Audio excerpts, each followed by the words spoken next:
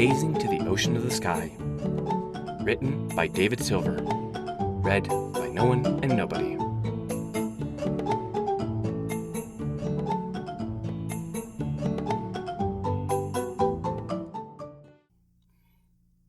Chapter 4. Salvaging Rights. Twilight rose to her full height and raised her nose. "Excuse me, sir, but your device was already lost at sea." The pony raised a brow. "You don't say, and here's a part of it." He thrust a hoof at Cherry and her curious belt. "How do you explain that?" Spike rolled his eyes and grumbled softly. Words lost. Cherry tilted her head at the angry stallion. "Was that thing yours? It was buried in sand when I found it." She pointed at Twilight. "It was missing a hoof." "Yes, it is mine." He came closer, hooves stomping through the sand towards the water. "I demand you return it this moment. And who's going to pay for the machine?" Twilight raised a brow. "Your machine broke before it even reached the bottom of the bay. To say nothing for how far out to sea it ultimately ended up, the way I see it, you owe me the price of the rental." He stopped his approach of Cherry and turned to Twilight. "What?"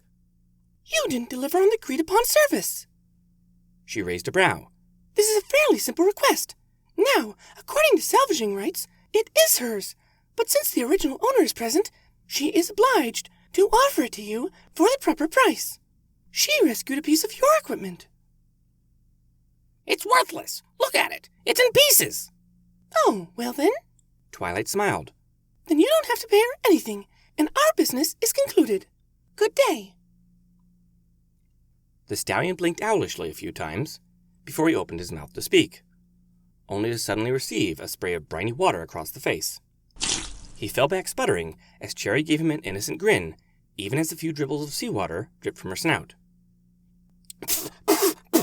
"Did she just—" Twilight glanced at her new friend and the irate stallion. "Oh, that's just a sign of admiration by your people." The stallion recoiled with confusion. "What? Dazed and confused, he began to backpedal. Who's going to pay?" Twilight lifted her shoulders. "If you think you can develop a model that doesn't break so easily, you may find patronage from one of the royals." It clicked, as if he realized Twilight was one of those. Yes. Yes. I'll work past this and make something worthy of the equestrian seal." Cherry watched him retreat and turned her eyes to Twilight. "That's not how we say we like ponies." Twilight shook her head quickly. "Oh, I was pretty sure it wasn't. Please forgive me. I was just trying to defuse the situation." Her words were sharply cut off as she received her own spray of salty water across the face. She coughed and sputtered as Spike burst into laughter at the sight of it. Cherry grinned at Twilight. "Now we're even. You dry ponies sure do react funny to water." Spike hopped off of his perch to his feet. "Nah, just when it sprayed at them like that. How do you do that anyway?" Cherry shrugged a little. "I'm full of water. I'm a wet pony, just like she's a dry pony." She dipped her head under the water and came back up with a soft gasp. "So what's it like having 4 hooves?" Twilight shook her fur and feathers dry. "You seem to be well on your way to having 4 yourself." She thrust a hoof at the sand. "Can you come out of the water?" Cherry stiffened at the idea. "Do I have to?" She eyed the dry ground. Dry and hot. It seemed perfectly designed to cook her. Spike beckoned with a smile. "Come on. We'll be here for you if anything goes wrong. You want to see what's up here, right?" Cherry frowned a little. She did. She really did. "Sorta." She reached out a hoof and put it in more shallow water, tantalizingly close to where the surf allowed the sand to touch air at all times. Her eyes darted over the beach, and she spotted a pony sprawled out under an umbrella. "Can you get me one of those things?" She pointed at it. "Then it won't be so hot." Twilight suddenly smiled. "I have an idea. Rarity would be so proud." She turned and trotted off with an energetic bounce, only to return moments later with a cap held in her magic. "Here, it's like one of those you can carry with you to keep the sun off." She floated it over to Cherry and then put it gently on her head. "See?" Cherry tried to look up and could see the green rim of the cap. The sun couldn't glare into her eyes unless she looked directly at it. It was a little thing, but she already felt just a little better. A smile spread across her snout. That's really nice. Thank you. With the gift emboldening her, she reached again and pulled herself along the sand towards the shore. The abrasive sand caught with her new belt and pulled it down, letting her fins free to wave and wiggle. They caught Twilight's eye. Are those fins? Do you use them to swim?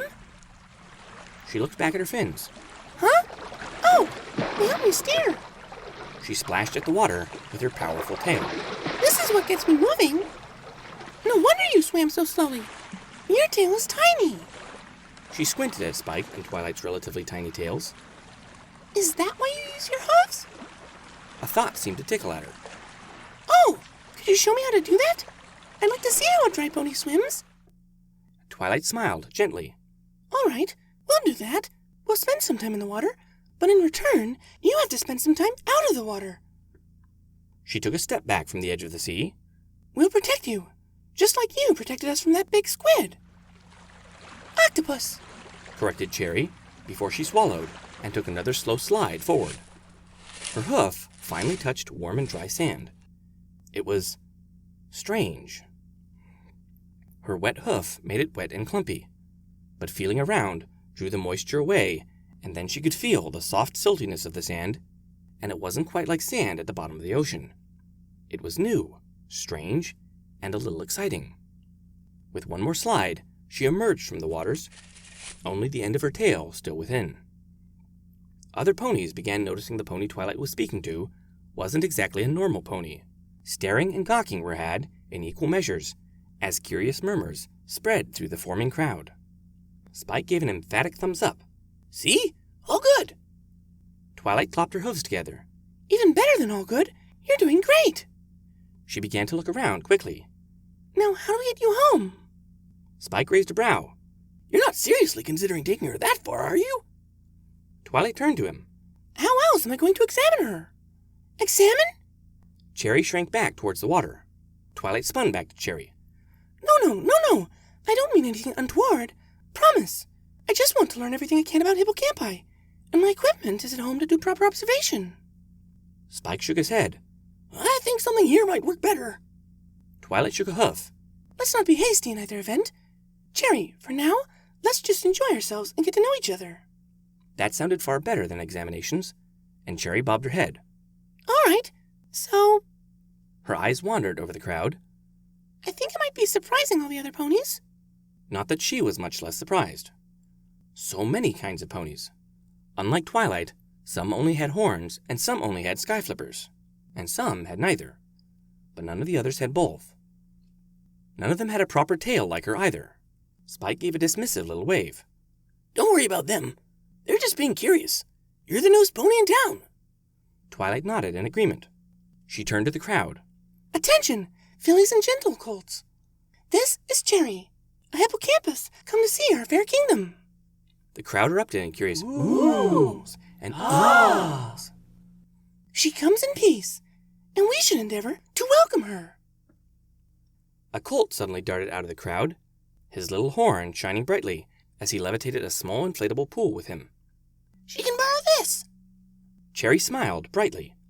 What a great thing that held water even in dry places. She dipped a hoof into it, feeling the captive water before she slipped in. Thank you. This is very nice of you.